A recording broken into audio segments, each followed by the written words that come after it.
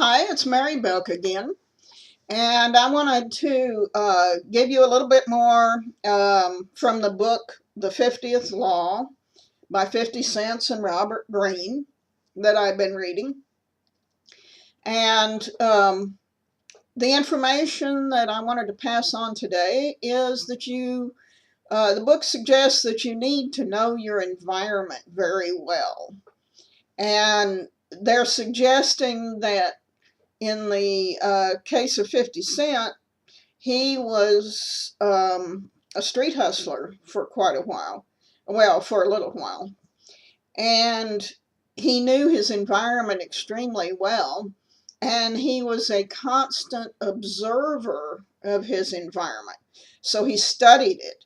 He studied the people in it. He kept up with the feelings of the people who lived in the blocks around where he worked on a street corner. And he was constantly studying and getting information from the environment, from the people that lived there, from the people that bought from him, from the people that were friends of his.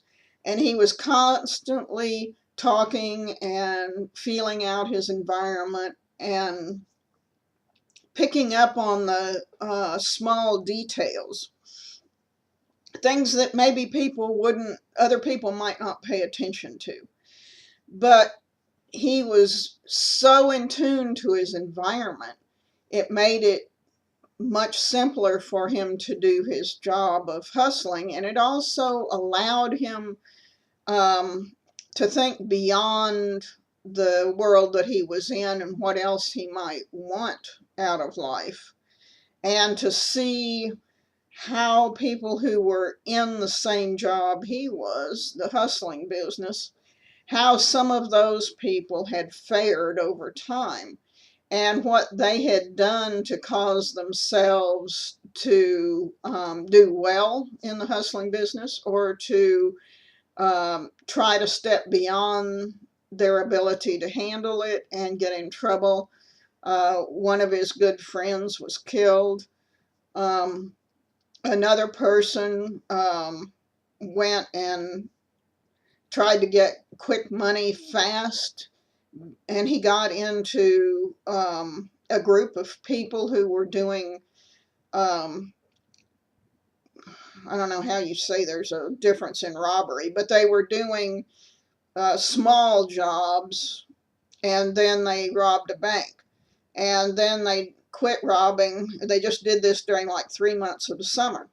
Then they quit doing it during the fall and winter and spent the money. But of course, then the next summer comes around, they have no money and they start in again. And then he got caught.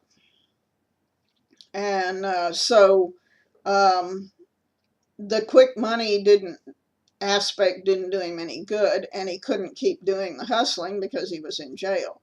So there's a lot to studying your environment. They say that if in the book that if you study your environment and you really learn the details, that you'll be able to flow through the environment and get a handle on the environment in such a way that you can control a lot of what goes on around you. And therefore, you'll have less fear of what's happening around you. You'll be able to control a lot of your reaction towards the environment and how you handle your own business. So being attuned to that environment is an important aspect of moving forward in your life. And I think that's true for pretty much anybody. And if we don't know where we're going, or if we don't know the environment that we're in, it's a lot easier to be fearful about what is going to happen to us. And fear is something that causes you to stop functioning well, and it keeps you from doing well in business. So you want to get to a point, and that's one of the biggest things about that book, is you want to get to a point where you're fearless.